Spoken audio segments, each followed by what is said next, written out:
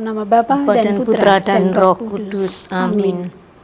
Bapa yang Maha Baik, kami bersyukur dan berterima kasih kepadamu untuk segala berkat dan rahmat-Mu yang senantiasa Engkau anugerahkan kepada kami. Tuhan, pada sore hari ini kami akan bersama mendalami bulan Kitab Suci. Kami memohon berkat-Mu agar apa yang kami dalami bersama dapat membawa berkat bagi kami, bagi iman kami, dalam kehidupan kami setiap hari. Nama-Mu kami muliakan kini dan sepanjang segala masa. Amin. Dalam nama Bapa dan Putra dan Roh Kudus. Amin. Engkaulah Allah yang pengasih dan penyayang, yang panjang sabar dan berlimpah kasih setia. Pemirsa terkasih dalam Kristus, selamat siang dan selamat berjumpa lagi bersama saya Teresia Ariskarni SAG, dan pembahasan tema kali ini dalam mimbar agama Katolik dengan tema Allah sumber kasih dan keselamatan. Apa maksud dari tema pembahasan sore hari ini? Akan kita bahas bersama dengan narasumber kita, yaitu Suster Veronica SJD. Beliau adalah biarawati dari Susteran SJD di Paroki Santa Teresia Jambi. Selamat sore, Suster. Selamat sore, Mbak Apa Ari. kabar? Sehat. Amin, puji Tuhan. Iya. Dengan kegelisahan hingga akhirnya sampai di tempat ini. Iya, betul. Kebahagiaan yang membawa. Baik, Suster. Iya. Bulan September oleh Gereja Katolik itu kan dinyatakan sebagai bulan Kitab Suci Nasional. Iya. Nah, untuk tahun 2023, tema yang disampaikan adalah Allah sumber kasih dan keselamatan. Iya. Sebagai pertanyaan, apa sebenarnya yang menjadi latar belakang sehingga tema tersebut kok dimunculkan? Silakan monggo, Suster. Oke, baik Mbak Ari. Tema ini Allah adalah kasih dan keselamatan dimunculkan. Iya. Itu latar belakangnya itu ada beberapa. Yang pertama itu berkaitan dengan situasi COVID kemarin ya. Kemudian yang kedua itu Bapak Paus Fransiskus itu melalui 2 dokumen mengajak seluruh umat itu untuk menyadari kembali betapa Allah itu sumber kasih dan keselamatan. Nah, 2 dokumen itu adalah Humana Communitas dan Fratelli Tutti, itu yang persaudaraan itu. Nah, kita juga tahu bahwa pasca COVID-19 itu kan ada dampak positif dan negatifnya. Iya, betul sekali. Ya, terus dampak positifnya itu ya akhirnya umat itu kan digerakkan oleh solidaritas ya. Tapi dampak negatifnya ya Tetap ada. Dampak negatifnya tetap ada. iya, terus banyak krisis di segala bidang, terus terutama di bidang spiritualitas.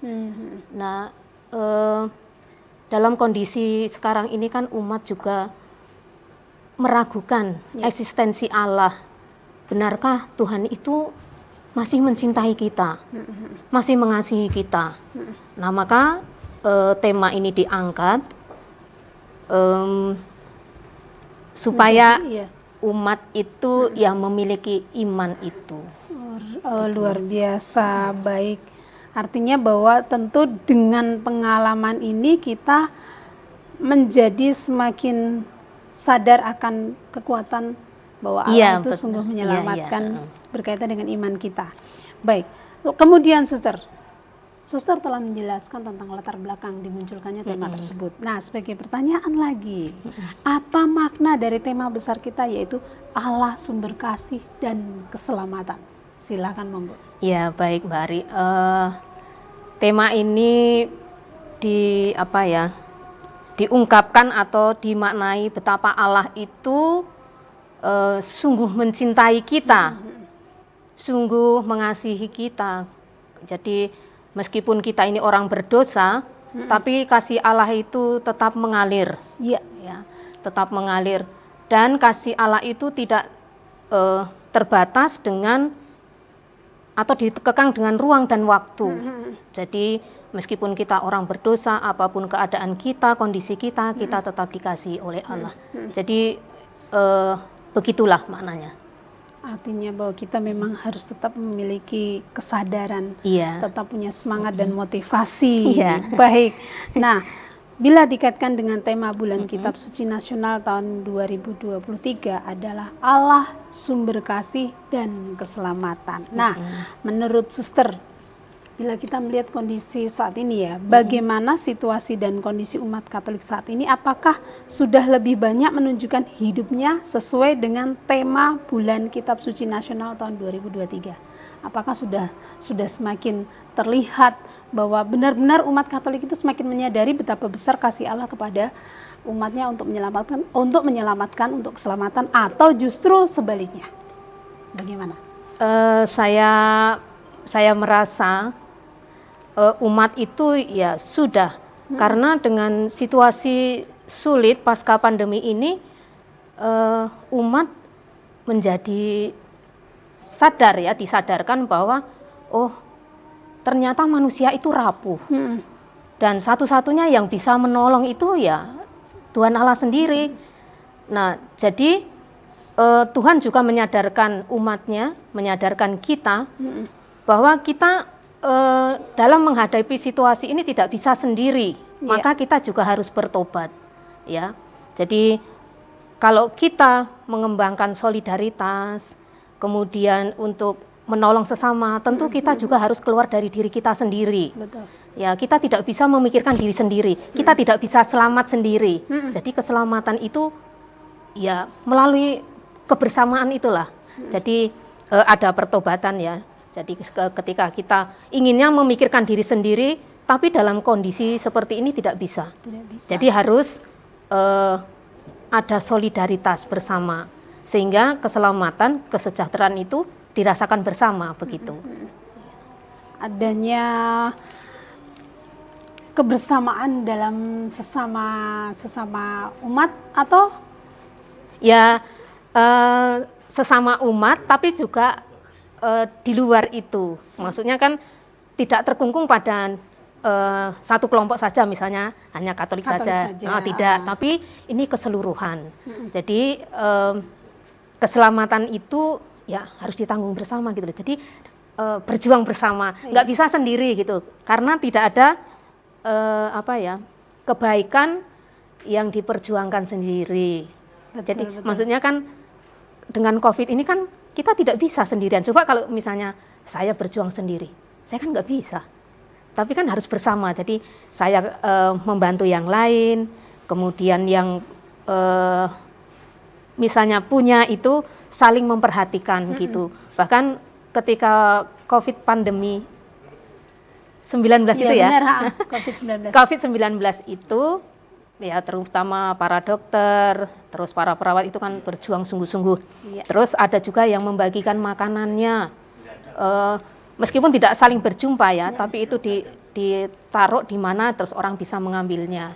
Nah, jadi dengan solidaritas ini saya merasa bahwa umat memang ya sudah kebersamaan jadi ikut ambil bagian ikut ambil bagian lain, dan meyakini bahwa memang hanya yang bisa menolong Tuhan, dan kita kesadaran itu tadi loh yang bagi saya merasa bahwa umat itu ya sudah, meskipun belum semua pasti ya itu.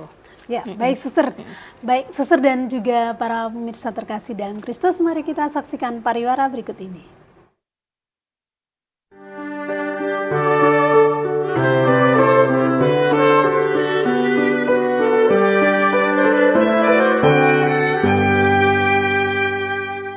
Pemirsa, mari kita lanjutkan perbincangan iman pada sore hari ini. Baik, Suster setelah awal mula tadi menjelaskan bahwa kita itu tidak bisa hidup sendirian, apalagi di masa COVID dan juga pasca COVID ya. Artinya kehidupan new normal, meskipun sekarang sudah semakin lebih baik dan lebih baik, itu tetap membutuhkan sosial kemasyarakatan. Nah, sebagai pertanyaan, melihat situasi dan kondisi saat ini, Gereja Katolik telah menyampaikan tema besar, dan dalam tradisi persekutuan umat Katolik tentu ada kesempatan di dalam pembahasan. Kalau sudah ada tema besar, tentu ada sub-sub tema yang bisa dibahas. Bagaimana suster atau mungkin kita sebagai umat Katolik untuk dapat menerima materi-materi itu, sub-sub tema tersebut apa saja, dan maksud dan tujuan dari sub-sub tema juga itu kepada siapa, harus bagaimana. Silakan monggo suster. Oke, yang menjadi tema besar dalam PKSN 2023 itu adalah Allah adalah sumber kasih dan keselamatan. Iya. Nah, jadi sembari mengenal siapakah Allah, kita akan berfokus pada kasih Allah itu, karena kasih sangat identik dengan Allah sendiri. Nah, karena itu dalam 4 pertemuan mingguan, itu kan ada 4 sub-sub tema yang dibahas per minggunya. Yang pertama subtemanya adalah kasih Allah yang menggerakkan evangelisasi diri, itu dari Yunus 1 ayat 1 sampai 17. Nah, di situ diceritakan bahwa Yunus itu kan diutus Allah ke Niniwe. Tapi Yunus menolak, dan melarikan diri. Nah, melalui berbagai peristiwa Allah menyadarkan dia. Allah menyadarkan Yunus dan dia harus melakukan tugas itu. Nah, pada akhirnya dia kan kembali dan mewartakan apa yang diinginkan oleh Allah, itu tugasnya dia itu. Nah, pesan yang mau disampaikan kepada kita ketika kita berhadapan dengan situasi sulit, kita mesti mencoba mengevaluasi diri dulu, menginjili diri dulu sebelum kita mewartakan kepada orang lain. Ya, itu sub yang pertama. Yang kedua adalah kasih Allah menggerakkan pertobatan, itu dari Yunus 4 ayat 1 sampai 11. Nah, kita tahu Yunus yang diutus Allah menolak perutusan Allah itu, tetapi melalui berbagai cara Allah akhirnya mengingatkan Yunus bahwa dia harus melaksanakan tugas itu. Nah, disitulah ada proses pertobatan. Ya, dia tidak tetap sembunyi atau melarikan diri, tetapi akhirnya kembali dan mewartakan pertobatan itu ke Niniwe itu. Nah, akhirnya keselamatan juga terjadi pada bangsa itu. Ya, kemudian yang ketiga itu kasih Allah menyelamatkan. Ini dari kitab Yoel, bab 2 ayat 23 sampai 27. Nah, dalam pewartaan Yoel itu kan menampilkan beberapa kenyataan yang membuktikan bahwa Allah itu sungguh mencintai kita. Nah, contohnya saja hujan diturunkan untuk orang jahat dan orang baik. Matahari juga diterbitkan oleh Allah untuk orang yang jahat dan orang baik. Nah, jadi Yoel itu mewartakan bahwa Allah itu sungguh menyelamatkan. Kemudian yang keempat, subtema yang keempat, kasih Allah mempersatukan, itu dari kitab Yoel bab 2 ayat 28 sampai 32. Nah, setelah kita merasakan kasih Allah, nah kita juga membagikan kasih dan cinta Allah itu kepada sesama. Nah, maka pengalaman itu menggerakkan solidaritas dan usaha untuk membangun persatuan dan kesatuan di antara kita. Nah, itu 4 subtema. Nah, ini disampaikan melalui katekese di lingkungan-lingkungan, kemudian di kelompok-kelompok kategorial. Itu. Nah, jadi pembahasannya, metodenya itu ya sangat sederhana. Ya. Ada pembacaan kitab suci, kemudian sharing, terus habis itu ada pertanyaan pendalaman juga ada di situ. Nah, jadi pertemuan mingguan ini ya? Ya, di pertemuan mingguannya itu diisi dengan demikian. Nah, tapi metode ini juga tergantung fasilitatornya ya. Betul. Kalau misalnya mau dibuat lebih sederhana boleh. Tapi yang intinya adalah tujuan dan manfaat pertemuan itu tercapai. Maksudnya kan di situ kita mendalami kitab suci itu. Jadi inti dari pewartaan itu kita dapat gitu, dalam arti kita digerakkan oleh sabda Allah dari renungan, kemudian dari sharing. Ya. Nah, itu akhirnya kan diwujudkan di kehidupan setiap hari. Sehingga apa yang kita lakukan itu menjadi berbuah. Luar biasa. Ya, gitu. Kemudian bagaimana Gereja Katolik harus menyikapi bulan Kitab Suci Nasional tahun 2023 baik di wilayah stasi dan kelompok-kelompok kategorial, karena ada beberapa yang terkadang mungkin seharusnya memang kita mengikuti nih, harus melaksanakan, tapi ternyata sebatas misalnya menerima pembekalan sudah itu selesai, atau sekedar tahu saja, atau memang harus benar-benar kita bisa menyampaikan kepada kelompok-kelompok kecil dan kelompok kategorial tersebut. Bagaimana Gereja Katolik harus menyikapi dan bagaimana tanggapan kita sebagai umat Katolik? Monggo.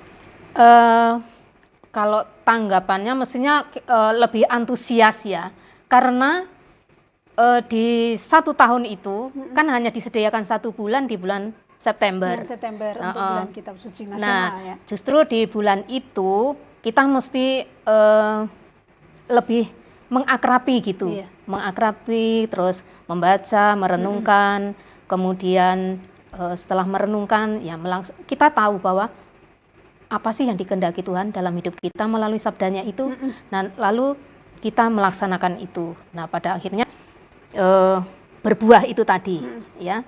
Nah tapi di kelompok-kelompok kategorial juga itu dilakukan, bukan hanya sekedar ya sudah itu dilewati begitu saja, apalagi kalau yang tidak pernah membaca kitab suci misalnya jarang-jarang.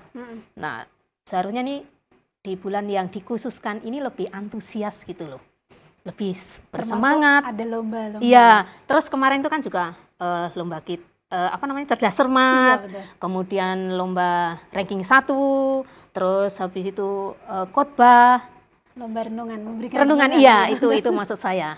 Jadi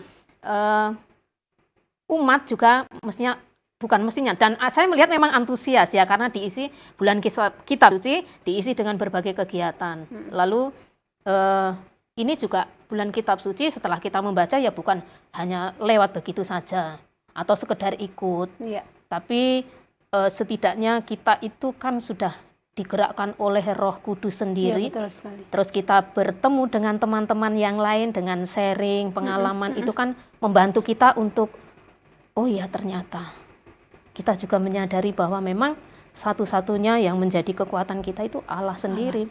Iya, dan kalau kita jarang membaca kitab suci, kita juga pasti tidak akan mengenal Kristus itu. Kosong. Iya. Baik, sebagai landasan kitab sucinya Suster, untuk tema bulan kitab suci nasional tahun 2023 ini apa? Mohon penjelasan Suster. Namun sebelumnya Suster dan juga para pemirsa terkasih dalam Kristus, mari kita saksikan pariwara berikut ini.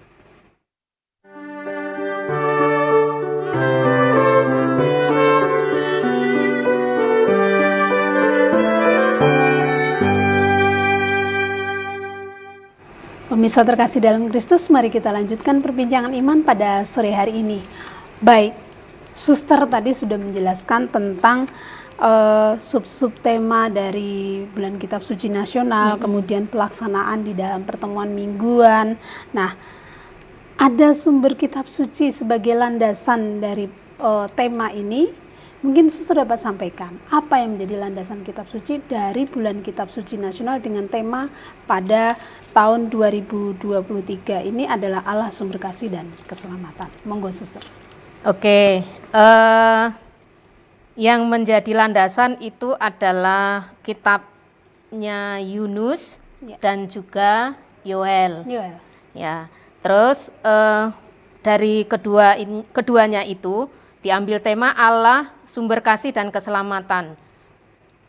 Dan ayat emasnya itu, Engkaulah Allah yang pengasih dan penyayang, yang panjang sabar dan berlimpah kasih setia. Sebenarnya di sini ada logo. Oh iya. Itu ini kan Yoel dan Yunus sebenarnya ya. Tapi kita tidak usah membahas dan menjelaskan itu. Nah, maknanya. Jadi di dasarnya landasan kitab sucinya adalah kitab Yunus dan kitab Yoel. Nah, jadi kita diajak merenungkan sumber, ya Allah itu adalah sumber kasih dan keselamatan. Dan tadi saya mengatakan bahwa ayat emasnya itu, Engkaulah Allah yang pengasih dan penyayang, yang panjang sabar dan besar kasih setianya.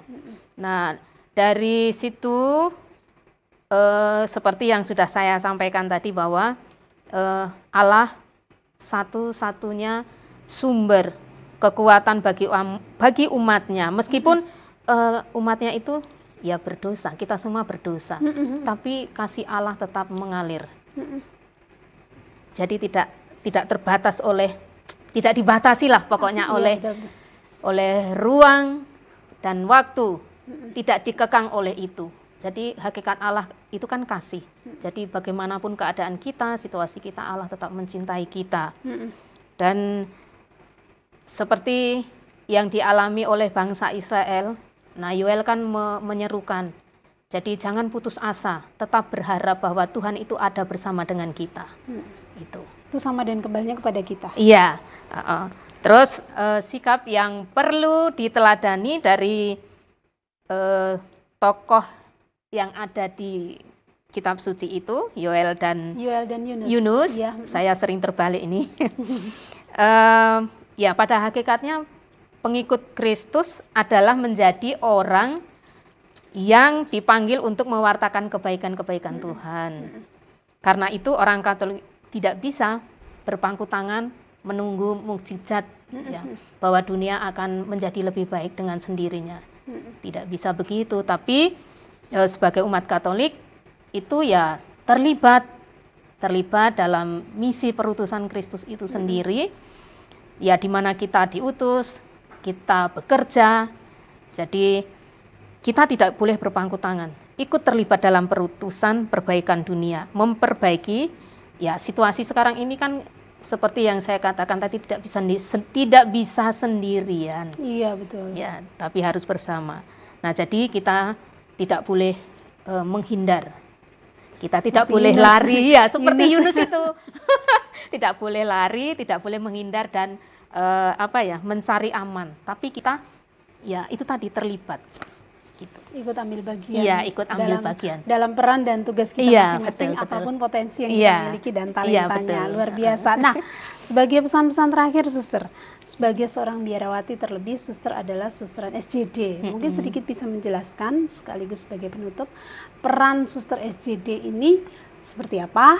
Kemudian dalam kaitannya dengan tema Bulan Kitab Suci Nasional, apa yang dapat Suster sampaikan untuk umat Katolik dimanapun berada? Monggo, silakan.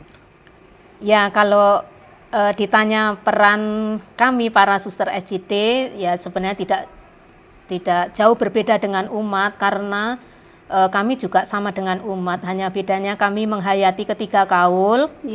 Ya. Lalu kalau perutusan ya sama seperti umat yang lain, ada yang di sekolah, kemudian ada yang di rumah tangga, ada yang di asrama. Nah, tapi untuk pesan di bulan Kitab Suci ini, para pemirsa, bulan Kitab Suci memang sudah akan berakhir, ya. Tetapi mari kita tetap mengakrabi Kitab Suci itu, membacanya, merenungkannya, dan juga melakukan apa yang Tuhan kehendaki kepada kita melalui sabdanya yang kita dengarkan, kita baca itu. Ya, ketika kita sering membaca Kitab Suci, maka kita akan menyadari, kita akan mengalami bahwa Allah memang sungguh mencintai kita, mengasihi kita. Jadi seperti kata Santo Hieronymus itu, ketika kita tidak pernah membaca Kitab Suci, kita tidak akan pernah mengenal Kristus. Jadi untuk mengenal Kristus, mengenal Allah, kita perlu sering membaca Kitab Suci.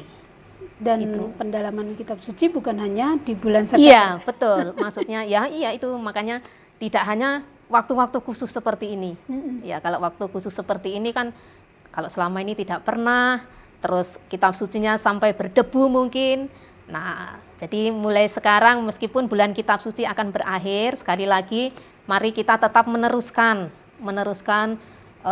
membaca, mendalami, kemudian juga merenungkan sehingga kita tahu apa yang menjadi kehendak Tuhan dalam hidup kita. Maka kita akan menjadi sadar bahwa memang Tuhan sungguh mencintai dan mengasihi kita. Gitu.